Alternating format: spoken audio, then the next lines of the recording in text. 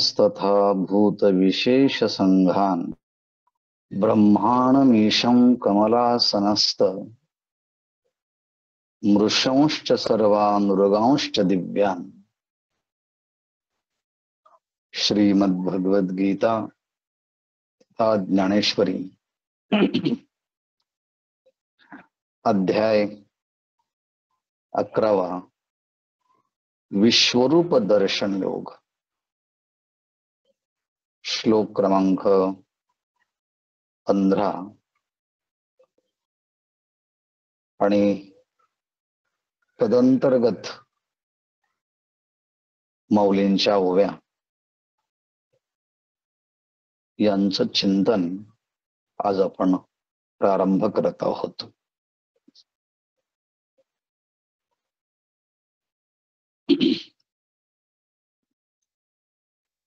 अर्जुन उवाच.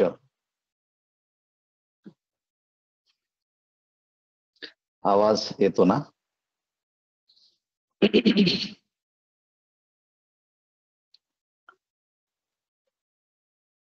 ओके.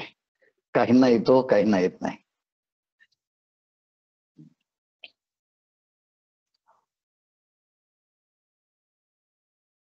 अर्जुन भगवंताचं विश्वरूप पाहिल्यानंतर अर्जुनाच्या सर्व अंगावरती रोमांच उभे राहतात. डोळ्यातून अश्रूचे थेंब एका पाठीमागून एक पडतायत. सर्व अंगावरती घामाचे थेंब साठलेले आहेत आणि त्या विश्वरूपाकडे पाहून अर्जुनाचं मस्तक हे नतमस्तक झालं आहे आणि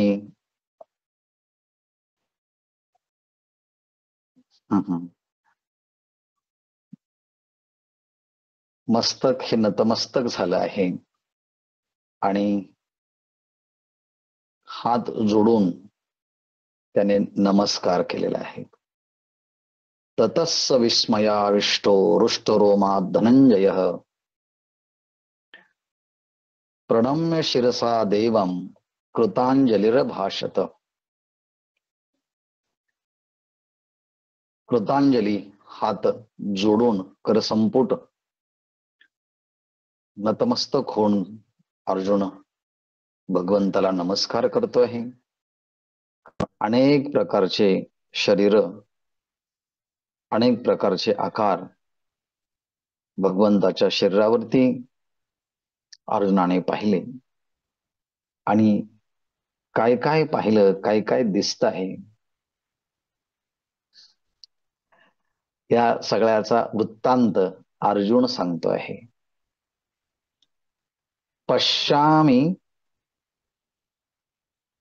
मी पाहतो आहे. हे देव, अहम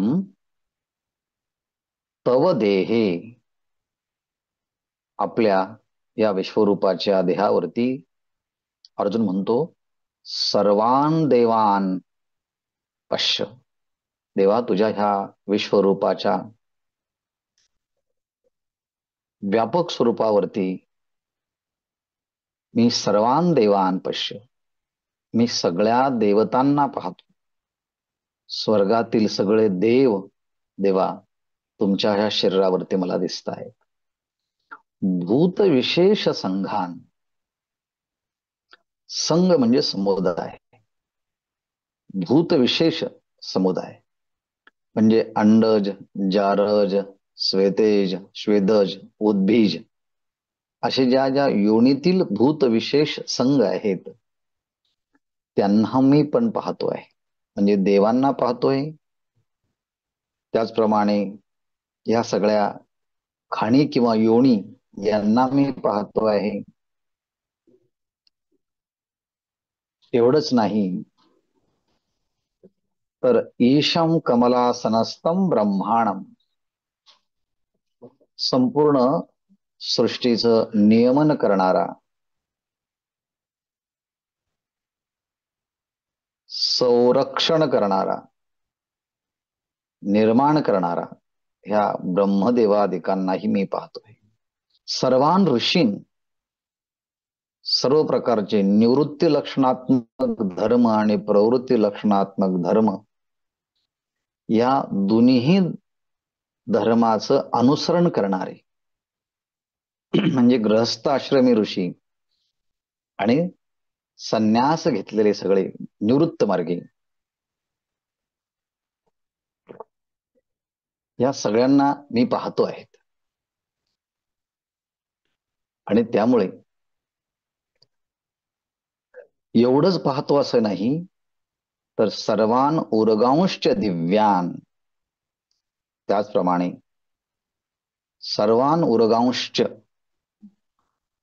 जे काही उरग म्हणजे सर्पांच्या जाती आहेत, वासुकी इत्यादी, त्यांना सुद्धा आपल्या स्वरूपाच्या ठिकाणी पाहतो आहे. म्हणजे मी देवांना पाहतोय, भूत विशेष समुदायांना पाहतो आहे, सृष्टीची उत्पत्ती स्थिती आणि लय करणाऱ्यांना पाहत आहे. त्याचप्रमाणे सर्व प्रकारचे जे काही ऋषी आहेत, प्रवृत्ती आणि निवृत्ती लक्षणात्मक धर्माचे अनुयायी, त्यांना पाहतो आहे. आणि दिव्य सर्पांना देखील मी पाहतो आहे. एवढंच नाही, हे पाहिल्यानंतर त्यांनी पुन्हा पुढच्या श्लोकामध्ये कबुली दिली देवाला की देवा, मी तुझ्या या विश्वरूपामध्ये सगळ्यांना पाहतो, पण तुझ्याकडे पाहत असताना सुद्धा तुझे अनेक विविध अंग पाहतो. म्हणजेच अनेक बाहू दरवक्त्र नेत्रम पश्यामि त्वाम सर्वतोऽनंत रूपम नांतम न मध्यम न पुनस्तवादिम पश्यामि विश्वेश्वर विश्वरूपम. हे दोन्ही श्लोक एकत्रित वाचतो. हे विश्वेश्वर विश्वरूप, हे विश्वेश्वर, हे विश्वरूप, भगवंताला वापरलेले हे विशेषण आहे. संपूर्ण विश्वाचा नियंत्रण करणारा असा विश्वेश्वर आहे, विश्वरूप आहे. विश्वाचं रूप देखील हे भगवंताचंच रूप असल्यामुळे हे हे विश्वरूपा भगवान कृष्णा, अहम त्वाम, मी तुला पाहतो आहे. पश्यामी, अहम पश्यामी, अहम त्वाम पश्यामी, मी तुला पाहतो. अहम त्वाम पश्यामी, मी तुला पाहतो. कसा पाहतो? अनेक बाहू, अनेक उदर, अनेक वक्त्र, अनेक नेत्र. अनेक बाहू दरवक्त्र नेत्र, मोठं सामासिक पद आहे. अनेक हा शब्द पुढच्या सगळ्या अवयवांना लावायचा. अनेक बाहू, देवा तुझ्या त्या विश्वरूपाच्या ठिकाणी अनेक हात दिसत आहेत, अनेक बाहू, अनेक उदर, तुझे जे काही अनेक उदर, अनेक पोट दिसत आहेत, अनेक वक्त्र, अनेक मुख दिसत आहेत, अनेक नेत्र, अनेक नेत्र दिसत आहेत, अनेक हात आहे, अनेक उदर आहेत, अनेक मुख आहेत, अनेक नेत्र आहेत. आणि ते रूप मर्यादित नाही, सर्वतः अनंत रूपम, सर्व बाजूनी ज्यांना अंतच नाही अशी अनंत असणारी रूप देवा मी पाहतोय बर का.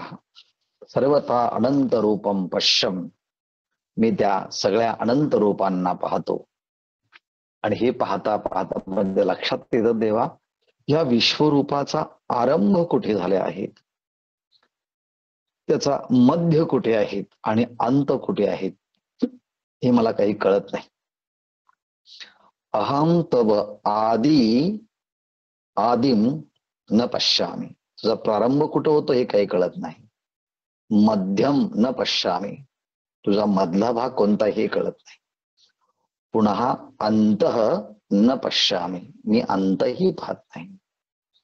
म्हणजे विश्वरूपाचा प्रारंभ, मध्य आणि शेवट कोणत्या ठिकाणी होतो ते मला काही कळत नाही, कारण देवा तू अनंत आहेस.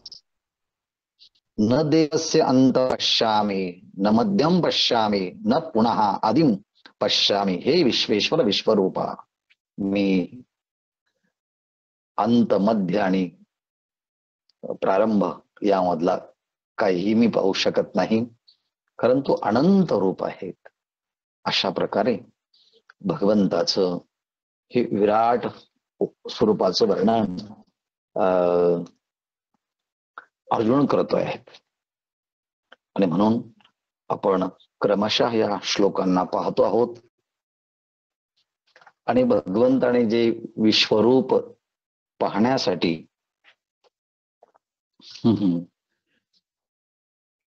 जे काही नेत्र दिले आहेत त्याच्याबद्दल कृतज्ञता व्यक्त करतो आहे अर्जुन. हे सगळं पहा, म्हणजे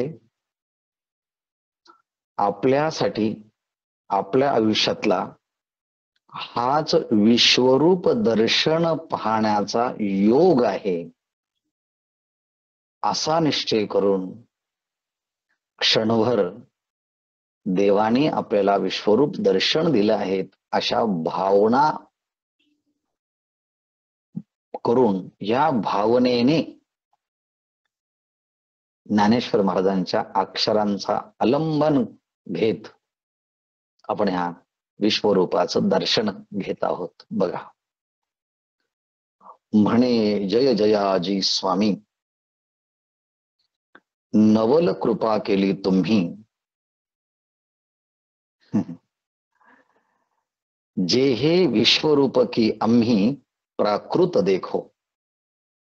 बघा, अक्षरांच्याकडे म्हणे असं म्हणताना अर्जुन म्हणे, अर्जुन म्हणाला जय जयाजी स्वामीन, जो आपल्या इंद्रियांचा मालक आहे, स्वामी आहेत, हे भगवान तुमचा जय जयकार असो. तुमचा जय जयकार करण्याचं कारण एक आहे, तुम्ही कृपा केली, तुम्ही माझ्यावरती कृपा केली आहे. आणि कृपा केली हेच मोठं माझ्यासाठी सगळ्यात मोठं आश्चर्य आहे. नवल तुम्ही कृपा केली, आश्चर्य एवढं मोठं आहे की तुम्ही माझ्यावरती कृपा केली. काय कृपा केली? तुम्ही दिव्य दृष्टी दिली. आणि दिव्य दृष्टी दिली हे आश्चर्य कारण आहे, कारण प्राकृत, मी प्राकृत देखो, जे हे विश्वरूप की आम्ही प्राकृत देखो, आम्ही प्राकृत जे हे विश्वरूप देखो की.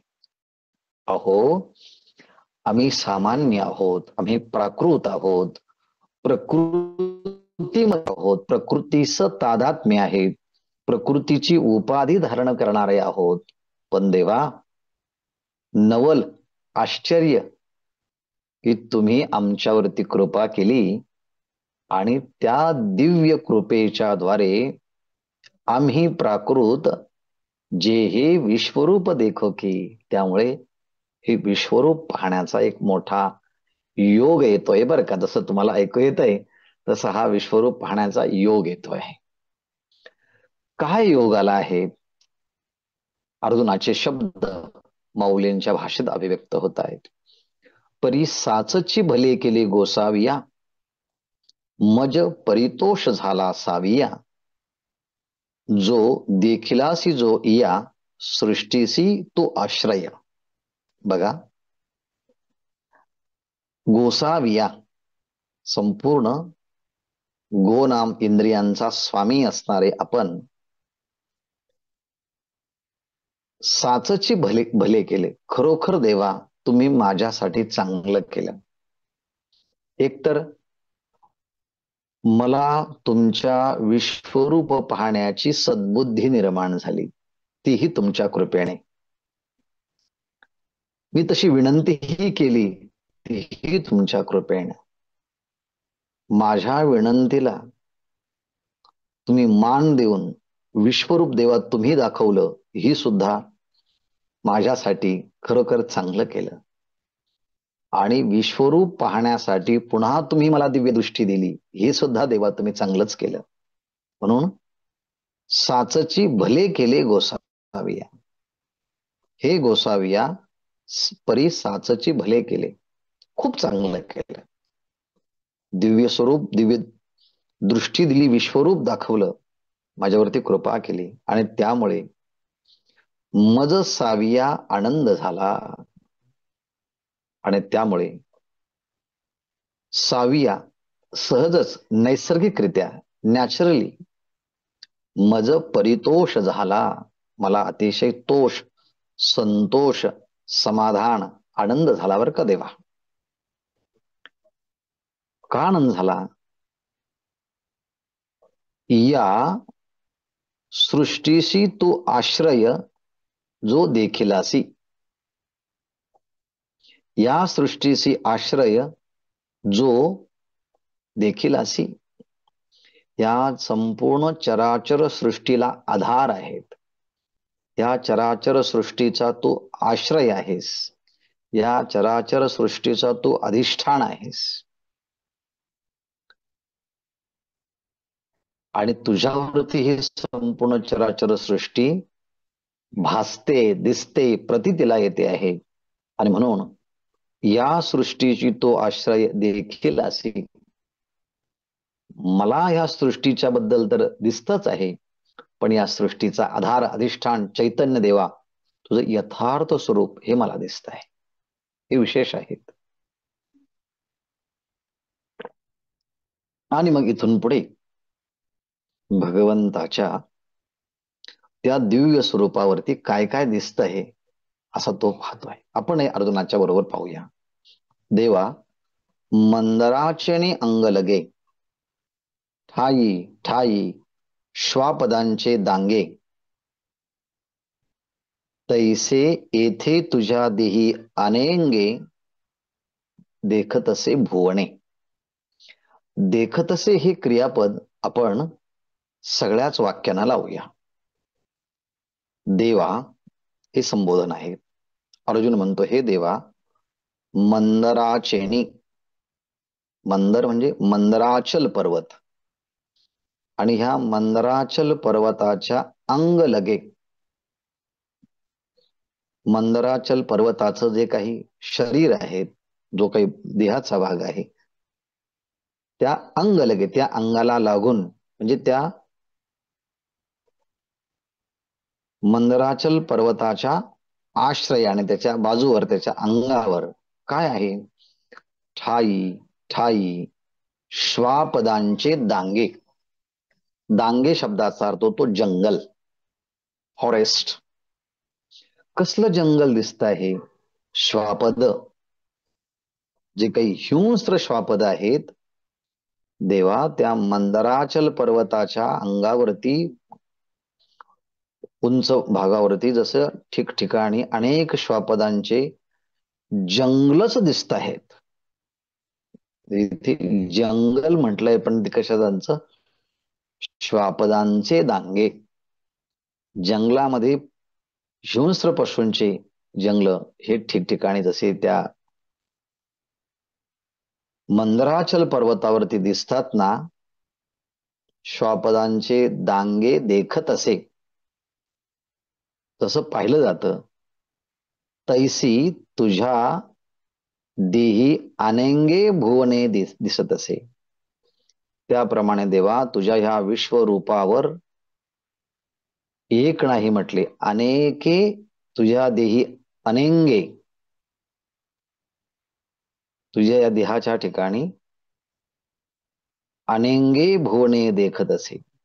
अनेक भुवन पाहतोय. अनेक भुवन पाहतोय म्हणजे पृथ्वी ही मध्य समजून त्याच्या वरचे काही 7 भुवन आणि पृथ्वीच्या खाली 7 भुवन, अशा अनेक भुवनांचं दर्शन देवा तुझ्याच कृपेनं तुझ्याच देहावरती मला होत आहे.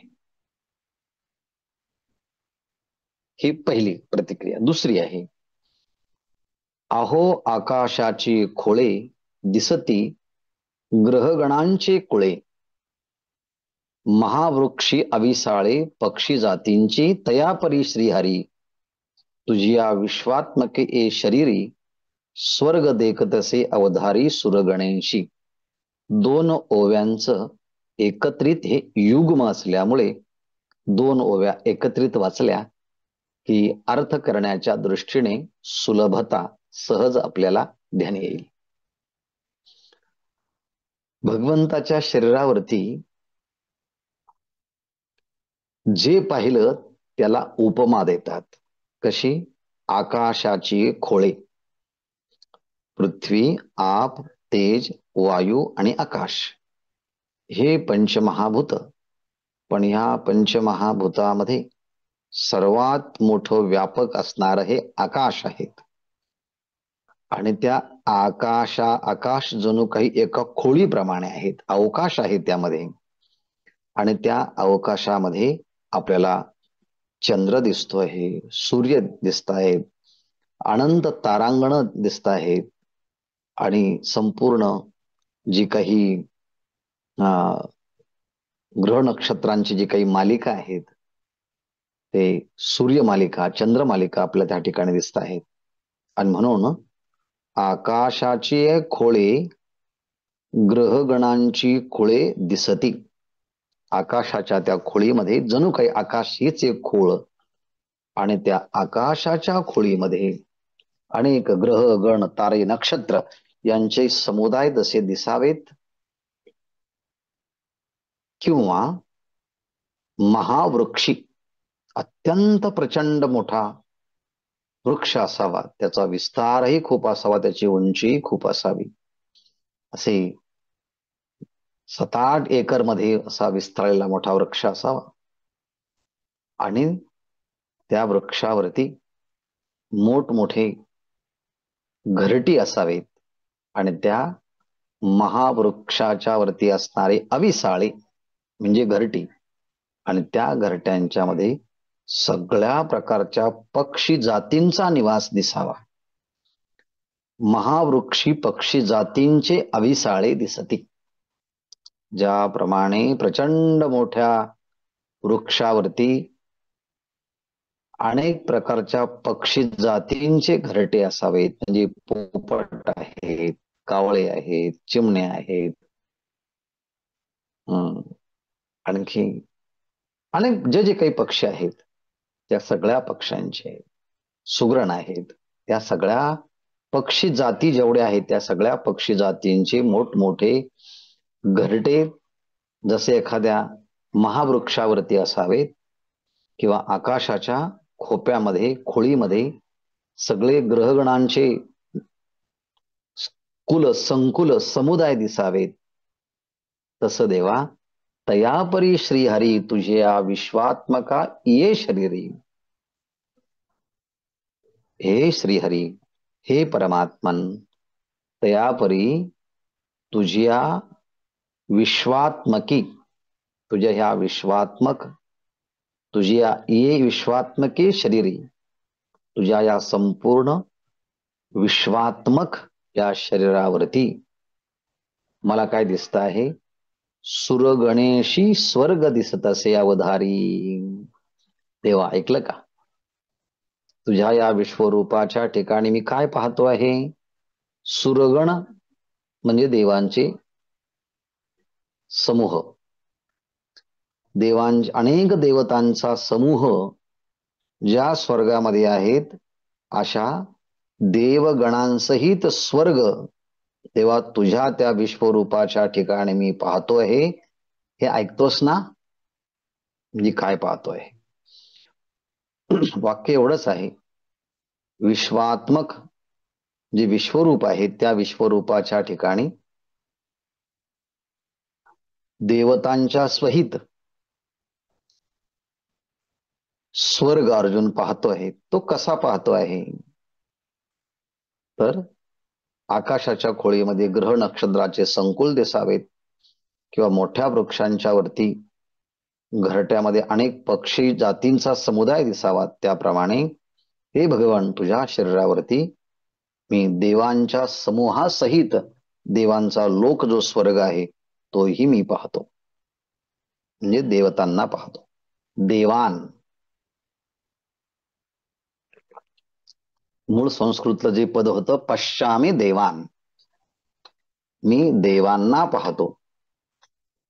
हे जे वाक्य आहेत ह्या वाक्याचाच विस्तार ज्ञानेश्वर महाराजांनी साहित्याच्या भाषेमध्ये मांडला आहे. पश्यामी देवांस तव देव देहे, त्याप्रमाणे सर्वांस तथा भूत विशेष संघान.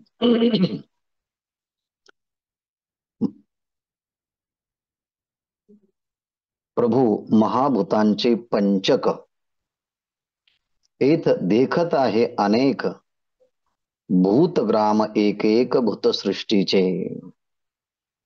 भूत विशेष संघान या पदावरचे व्याख्यान चाललंय. महाभूतांचे पंचक, कसं वाक्यरचना होईल? हे प्रभू अनेक महाभूतांचे पंचक एथ दिखत आहे. म्हणजे भगवंताची व्याप्ती किती मोठी आहे. पृथ्वी, आप, तेज, वायू आणि आकाश हे पाचांचं एक पंचक, असे पंचमहाभूतांचे अनेक पंचक देवा तुझ्या स्वरूपावरती दिसत आहे. म्हणजे किती ते विश्वरूप मोठं असेल ना, आपल्याला एक महाभूत दिसत नाही. आणि असे पाचही महाभूत, त्याचं पंचक आणि असे अनेक पंचक भगवंताच्या त्या विश्वरूपाच्या ठिकाणी अर्जुन पाहतो आहे. आणि भूतसृष्टीचे एक एक भूतसृष्टीचे भूतग्राम देखत आहे. म्हणजे मगाशी म्हटल्याप्रमाणे जे सृष्टी आहे, जी खाण आहेत, अंडज आहे, जारज आहे, श्वेदज आहे, उद्देश आहे, या सृष्टीतल्या प्रत्येक समूहाची जी जात आहे, त्यांच्या भूतांचे समुदाय आहेत, सगळ्या जाती आहेत, ते सगळे भगवंताच्या शरीरावरती अर्जुन पाहतोय. भूत विशेष संघान. नंतर ब्रह्माणमीशं कमला सहस्तम, ब्रह्मदेवाला भगवंताच्या स्वरूपावरती अर्जुन पाहतोय. त्याचं वर्णन चाललं आहे. जी सत्यलोक तुझ माझी आहे, देखिला हा चतुरानन नव्हे, आणि एरीकडे जो पाहे तव कैलासही दिसे. आता आहे, देखिला, दिसे, पाहे अशी क्रियापद आहेत. जी महाराज म्हणजे विश्वरूपाला उद्देशून जी शब्दाचा प्रयोग मौलींनी केला आहे. म्हणजे अर्जुन म्हणतोय जी तुझ माझी सत्यलोक आहे. देवा तुझ्या त्या विश्वरूपाच्या मध्ये सत्यलोक आहे बर का. नुसतं सत्यलोकच नाही, त्यामध्ये असणाऱ्या देवता पण आहे. देखिला, पाहिला पाहिला कोण? हा चतुरानन नव्हे, हा चतुरानन नव्हे म्हणजे हा ब्रह्मदेव तर नाही ना. तुझं माझी सत्यलोक, सत्यलोक आहे, तुझ्यामध्ये सत्यलोक आहे.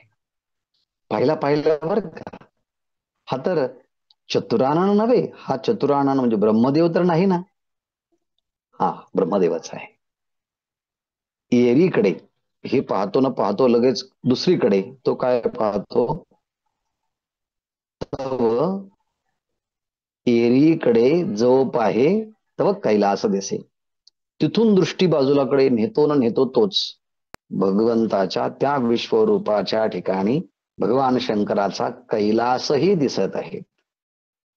ब्रह्मदेवाचा सत्यलोकही म्हणजे सत्यलोकासहित ब्रह्म, कैलासासहित भगवान शंकर. आणि म्हणून नुसता शंकरच नाही तर श्री महादेव भवानीसी तुझ्या देखतसे एके अंगी आणि तू तेही ऋषिकेशी तुझ माझे देखे.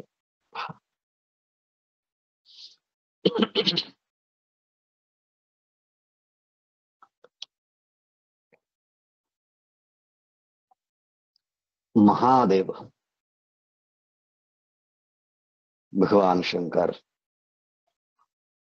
भवानी येशी म्हणजे भवानी सहित म्हणजे पार्वती सहित तुझ्या एके अंशी दिसत असे.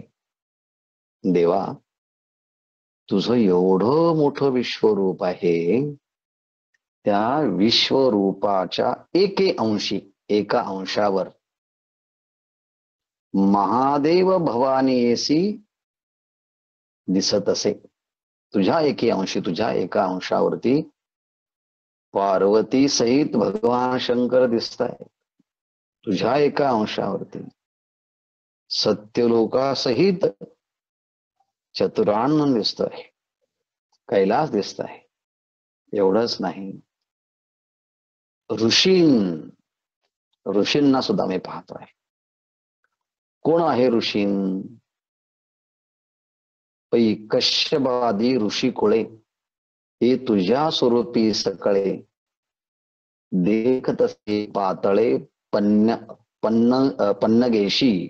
आता कश्यपादी वशिष्ठ आहे, वशिष्ठ ऋषी आहे, कश्यप ऋषी आहे, अगस्त्य ऋषी आहे. असे जे काही भगवंताचे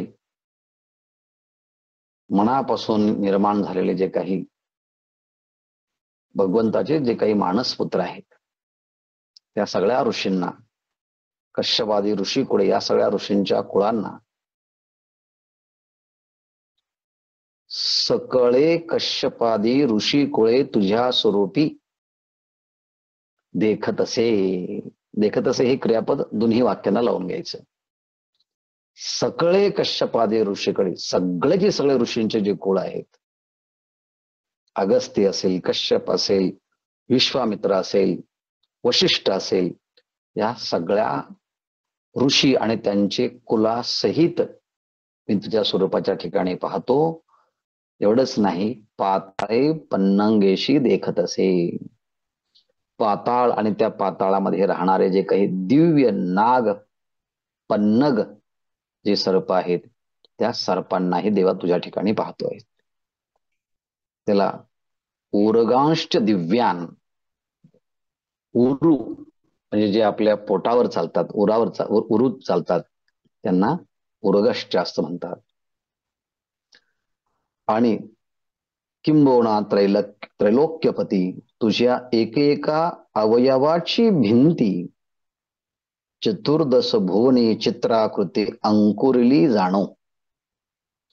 एखादी कल्पना किती प्रचंड व्यापक आणि श्रीमंत असावीत काव्याच्या दृष्टीने. ज्ञानेश्वर महाराज म्हणतायत, किंबोणा देवा तुझ्या विश्वस्वरूपाच्या बद्दल काय काय बोलावं आणखी. तर हे त्रैलोक्यपती, हे त्रैलोक्याच्या अधिपती, हे भगवान श्रीकृष्णा, तुझ्या एक एक अवयवाची भिंती, तुझं एक अवयव जर घेतलं तर तुझं एक एक अवयव म्हणजे प्रचंड मोठी भिंत आहे असं वाटतं. तुझे कान म्हणजे प्रचंड मोठा डोंगर, मोठी भिंतच आहे. नाक मोठी भिंत आहे, होठ एक मोठी भिंत आहे. एक एक अवयव जरी घेतला तर एक एक अवयव मोठमोठ्या प्रचंड मोठ्या भिंतीप्रमाणे दिसत आहेत. म्हणून एक एक अवयवांची भिंती, एक एक अवयवांची भिंत दिसावी. तसं तुझे एक एक अवयवाचे मोठी मोठी भिंत प्रमाणे दिसतायत. आणि त्या अवयवरूपी भिंतीवरती चतुर्दश भुवने, आतल वितल सुतल तलातल रसातल महातल आणि पाताल, भूर भूर जनलोक तपलोक सत्यलोक महलोक, हे वरती जे 7 लोक आहेत. अर्थात ही चतुर्दश भुवने कशी दिसतात म्हटले? चित्राकृती अंकुरली जाणो. जणू काही तुझ्या त्या विश्वरूपाच्या ठिकाणी जणू काही चतुर्दश भुवनांचाच चित्र करून त्यामध्ये रंगवलेलं आहे. चित्राकृती अंकुरली जाणो. चित्राच्या प्रमाणे ते रेखाटलेली आहे. चित्राच्या आकाराने ते जणू काही चतुर्दश भुवने रेखाटलेली आहेत. देवा, हे सगळं मी पाहतोय बरं का. आणि तेथीचे जे जे लोक ते चित्र, ऐसे देखतसे अलौकिक गांभीर्य तुझे.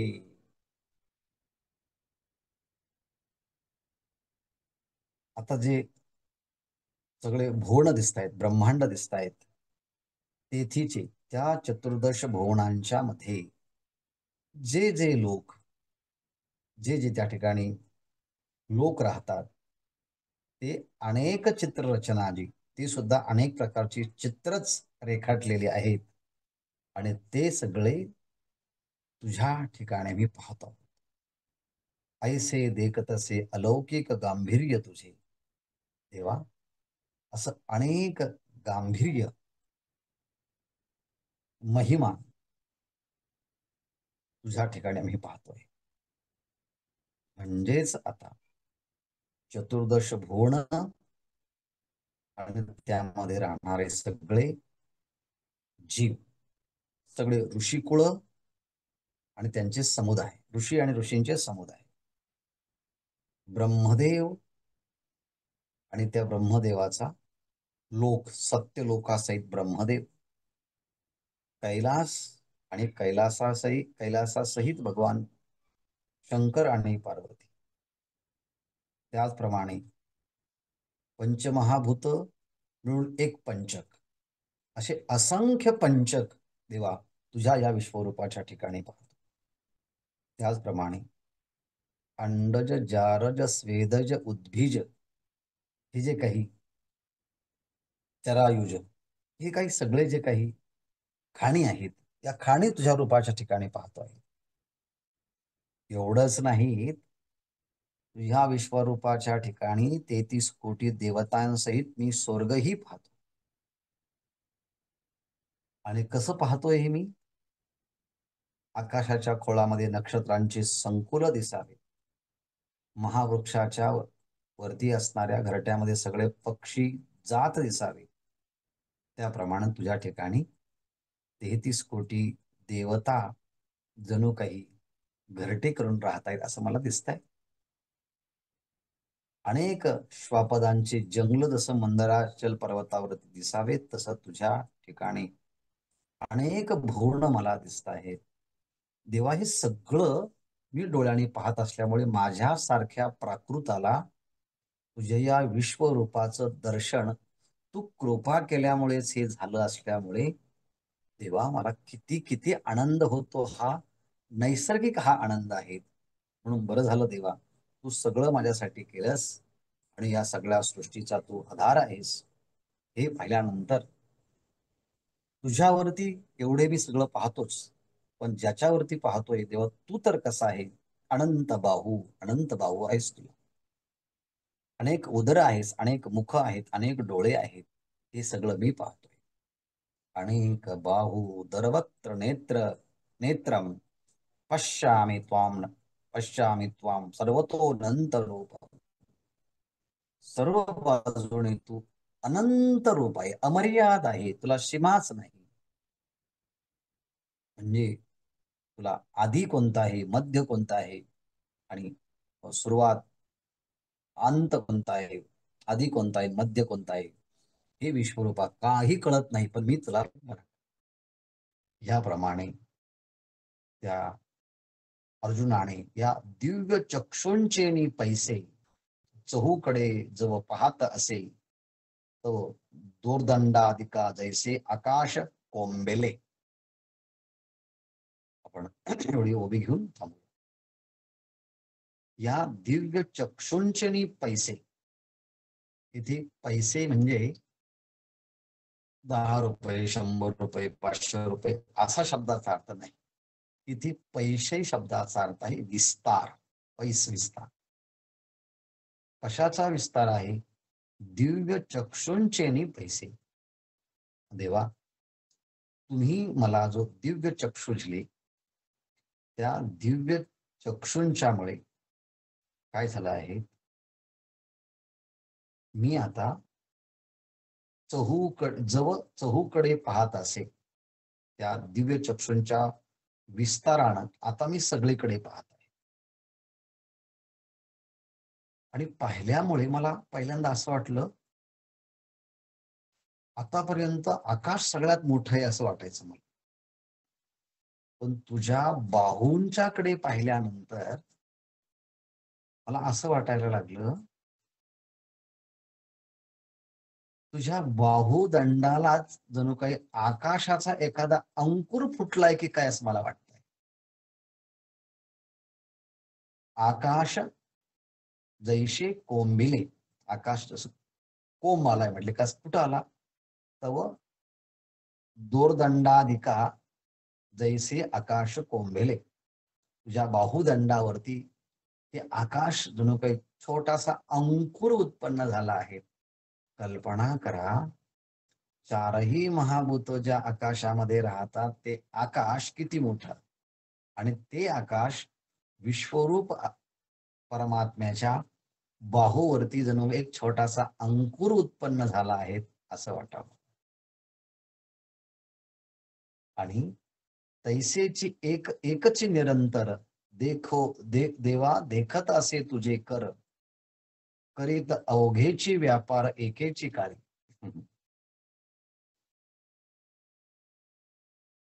ऐसे निरंतर देवा सतत एकची देवा देखत आहे तुझे कर, तुझे कर निरंतर देखत आहे. तुझ्या एकाच हाताला सर्व प्रकारचे व्यापार कसे घडतायत, करीत आहे अद्वैची व्यापार एकेची काळी अवघेची व्यापार करीत असे.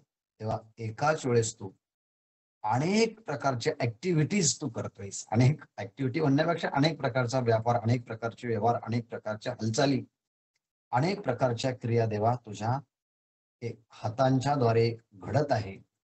अशा हा अनंत व्यापाराची शृंखला मी तुझ्याकडे पाहत आहेत बरं का. तैसे एकची निरंतर देवा देखत आहे तुझे कर, करीत अगवेची व्यापार एकेचे काळी. कधी तो दुष्टांचा संहार करतोय, भक्तांचं संरक्षण करतोय. त्याचप्रमाणे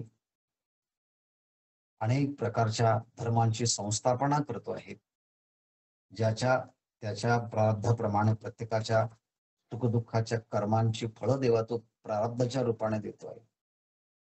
त्यामुळे किती मोठमोठी कामं तू करत आहेस हे मला लक्षात आलं. याप्रमाणे या पहिल्या श्लोकामध्ये अर्जुनाने काय पाहिलं आणि दुसऱ्या या श्लोकामध्ये भगवंताचे अवयव कशा कशा प्रकारचे आहेत याचं वर्णन आपण क्रमशः पाहत राहूया.